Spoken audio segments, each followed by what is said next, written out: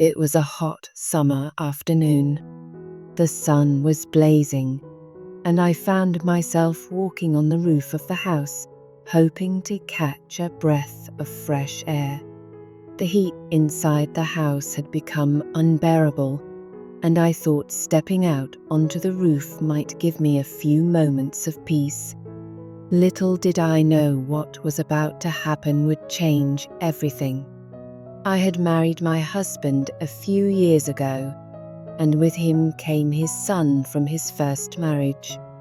At first, everything seemed to be going well between us, but over time I noticed subtle changes in my stepson's behavior. He was in his early 20s, mature in his own way, but there was something about him that always seemed distant.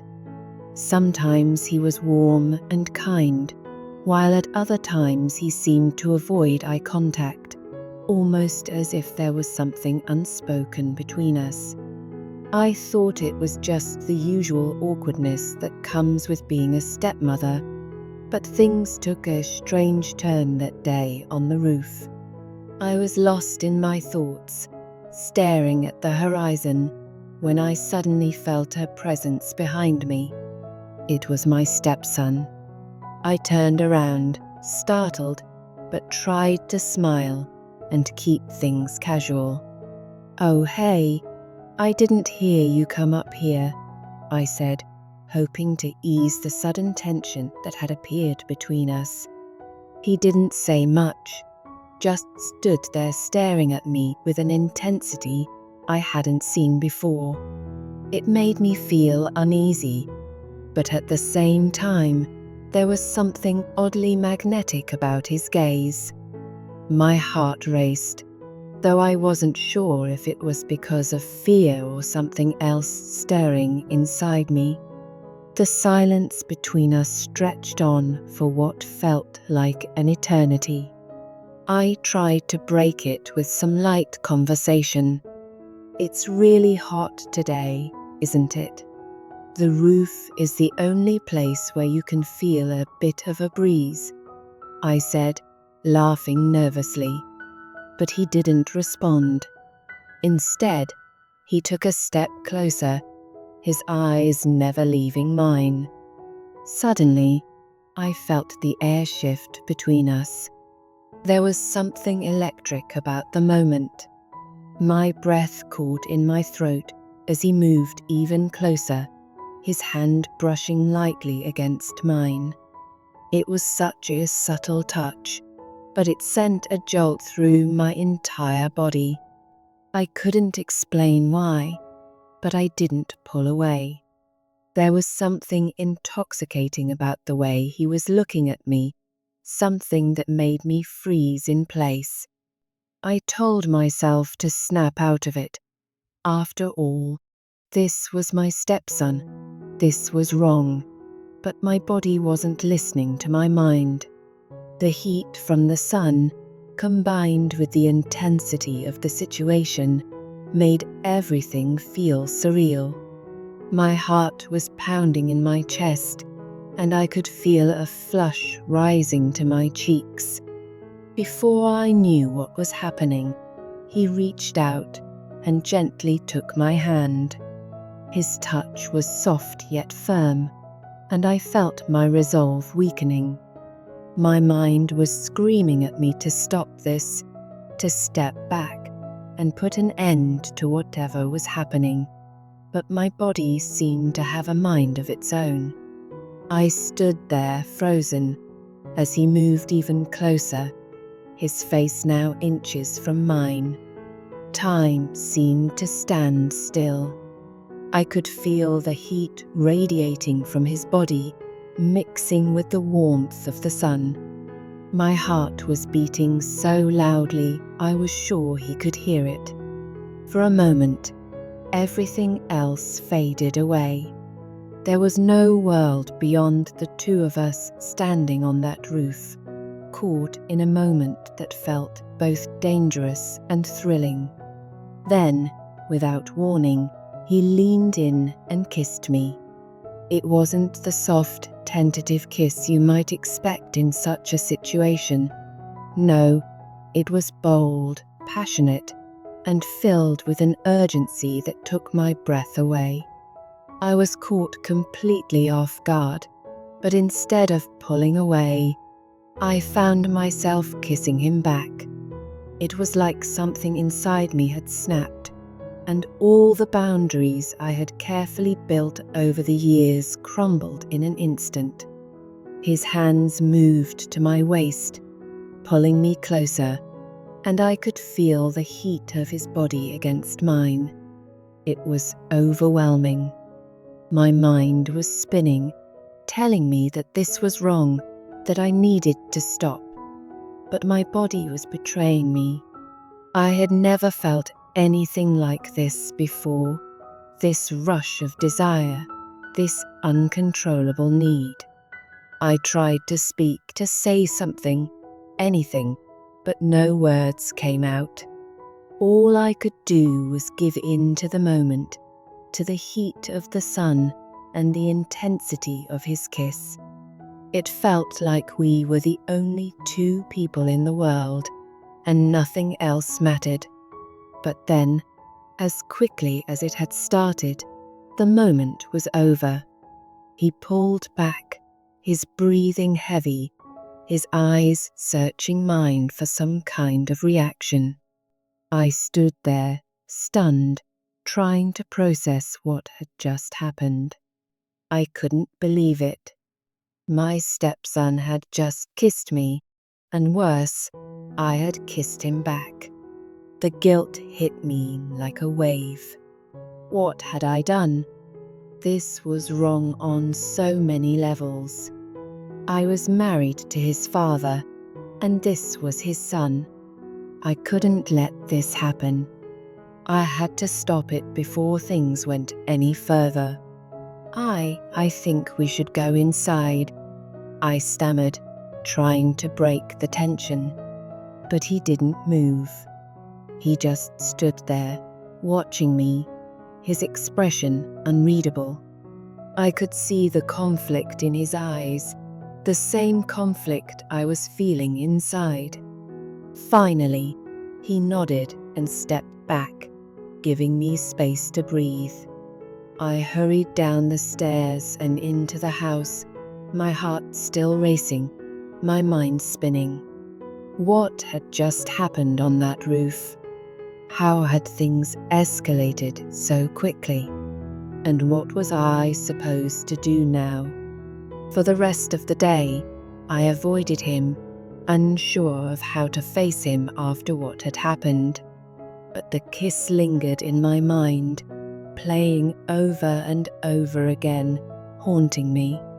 I couldn't shake the feeling that something had shifted between us, something that couldn't be undone. The next few days were awkward, to say the least. Every time I saw him, I felt a rush of emotions, guilt, confusion, desire. It was all too much. I couldn't think straight. I had to find a way to deal with this, but I didn't know how. One evening, as I was sitting alone in the living room, he approached me. My heart skipped a beat as he sat down next to me, his expression serious. "We need to talk," he said quietly. I nodded, bracing myself for whatever he was about to say. I knew this conversation was inevitable, but I wasn't ready for it. "I'm sorry about what happened," he began, his voice low. "I don't know what came over me. I didn't mean to. I didn't mean to make things complicated." I looked at him, unsure of how to respond. Part of me wanted to tell him that it was okay, that I understood, but another part of me knew that we couldn't just brush this under the rug. What had happened between us wasn't something that could be easily forgotten. "I don't know what to say," I finally admitted. I don't know." We sat in silence for a few moments, the weight of what had happened hanging in the air between us. Finally, he spoke again. "I don't want to make things harder for you," he said, "but I can't pretend that I don't feel something for you. I don't know what it is, but it's there, and I think you feel it too." His words hit me like a punch to the gut. He was right. I couldn't deny that there was something between us, something I couldn't explain. But that didn't make it right. I was married to his father. I had responsibilities, boundaries that I couldn't cross. "I don't know what to do," I whispered, feeling tears prick at the corners of my eyes. "This is all so confusing." He reached out and took my hand, his touch gentle but firm.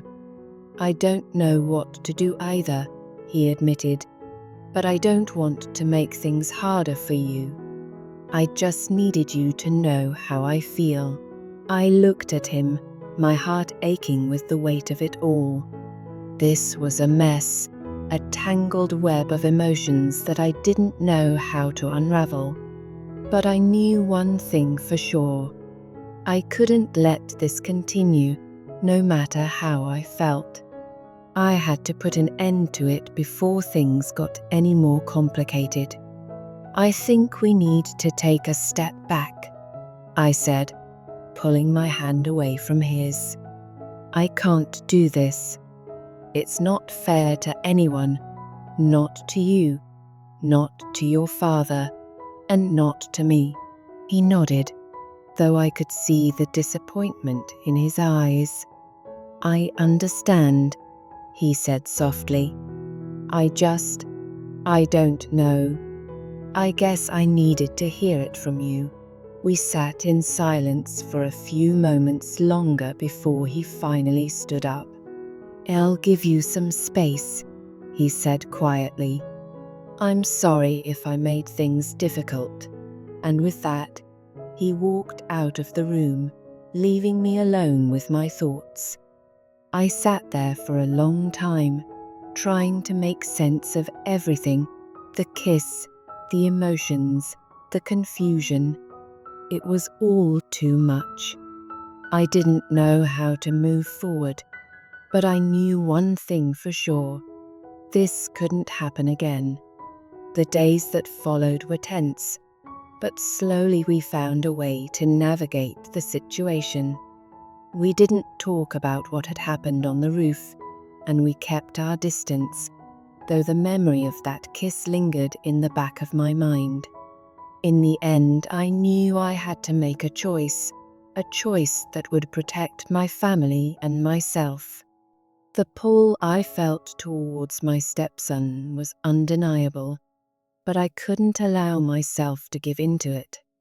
The boundaries that had been crossed on the roof were a wake-up call, a reminder that emotions, however strong, couldn't justify betrayal. Life returned to its usual routine, though the tension between us never completely dissipated. We avoided being alone together as much as possible, and when we were, we kept our conversations brief and polite. But underneath the surface, there was still that lingering energy, the unspoken connection that neither of us could fully shake off. One evening, my husband and I were sitting on the couch watching TV. I glanced at him, feeling a pang of guilt. He had no idea what had happened between his son and me. He trusted me, loved me, and here I was harboring a secret that could tear our family apart. I knew I had to put it all behind me, for his sake and mine. As time went on, I noticed that my stepson seemed to be struggling as well. He had grown quieter, more withdrawn, and while part of me wanted to reach out to him, I knew it wasn't my place anymore. He was dealing with his own feelings, and I had to respect the distance we had created. One night, a few weeks after the incident on the roof, he came to me again. This time, it was different. He wasn't the intense, magnetic presence I had felt before. He seemed more vulnerable, more conflicted.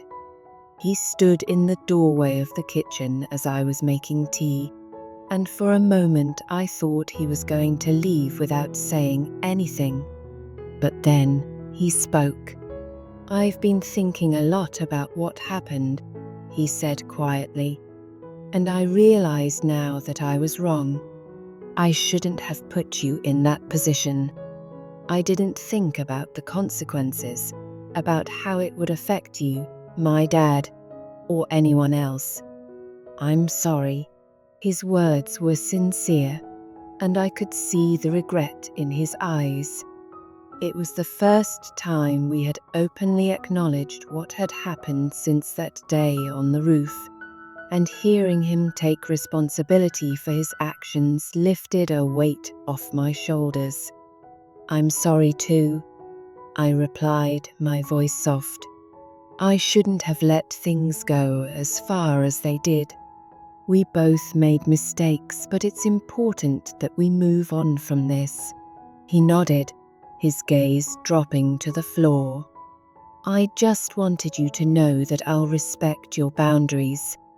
I don't want to make things harder for you or for my dad. I know it's best if we both forget about what happened." I breathed a sigh of relief. This was the closure I had been waiting for, the opportunity to put everything behind us and start fresh. It wasn't easy, but it was necessary. "Thank you," I said, offering him a small smile. "I think that's the best thing for everyone." From that moment on, things began to slowly improve. My stepson kept his distance, but there was no longer the tension between us that had been so suffocating before. We found a way to coexist without the weight of that secret hanging over us, and eventually, things felt almost normal again. It wasn't easy. There were still moments when I caught myself thinking about that day on the roof, wondering what might have happened if things had gone differently. But I pushed those thoughts aside, reminding myself that I had made the right decision for myself, for my husband, and for my stepson. As the months passed, the memory of that day faded into the background, becoming just another chapter in the complex story of my life. My relationship with my husband remained strong, and I focused on the life we were building together. My stepson found his own path, and while we were never as close as we had once been, we had both learned valuable lessons from the experience. In the end, I realized that the intense emotions I had felt on that roof weren't love, but rather a fleeting moment of temptation, one that could have destroyed everything if I had allowed it to. But I didn't. I chose to protect my family, to do what was right, and in doing so, I discovered a strength within myself that I hadn't known existed. Life moved on, and so did I. The heat of that summer afternoon, the kiss on the roof, the unspoken tension, it all became a distant memory, something I had lived through but didn't define me. I had come out the other side stronger, wiser, and more aware of the delicate balance that love and loyalty require. Looking back, I'm grateful for the lessons I learned. It wasn't an easy experience, but it taught me the importance of boundaries, of self-control, and of making the right choices, even when temptation is strong. My family remained intact, and for that I'm thankful. And as for my stepson, he moved on too, finding his own way in the world. We never spoke of that day again, and in time, the awkwardness between us faded. We both understood that what had happened was a mistake, one that could have had serious consequences, but ultimately didn't. Sometimes life throws unexpected challenges our way, moments where we're tested in ways we never anticipated. But it's how we respond to those moments that truly defines who we are. I chose to do what was right, even when it wasn't easy, and in the end, that made all the difference. So as I sit here reflecting on that summer and the events that unfolded, I feel a sense of peace. I know that I made the right choice, and that's something I'll carry with me for the rest of my life.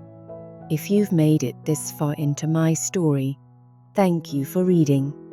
If you found it as captivating and suspenseful as it felt living through it, please like and subscribe to my channel. There are many more stories to come, each one more exciting and intriguing than the last. Stay tuned, you won't want to miss what's next.